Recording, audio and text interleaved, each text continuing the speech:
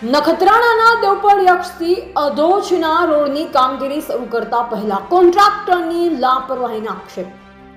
નખત્રાણા તાલુકાના દેવપર યક્ષ ગામથી આધોચની ગામ સુધી રોડ બનવા જઈ રહ્યો છે, જેમાં રાબડિયા કન્સ્ટ્રક્શન કંપની દ્વારા રોડના પુલિયા બનાવવાની કામગીરીમાં લાપરવાહી અને બેદરકારી જોવા મળી છે.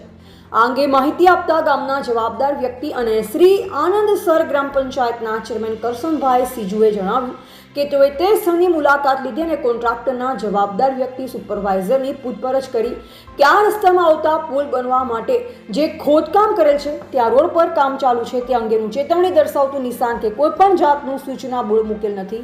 તો તે અંગે સ્થળ પરના જવાબદાર સુપરવાઇઝર કહેલ કે આમ જ બધે ચાલે છે તેવો ઉડાવ જવાબ આપવામાં આવેલ છે.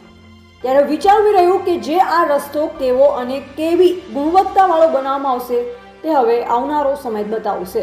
રિપોર્ટર ગોવિંદ માતંગ, નિરોણા.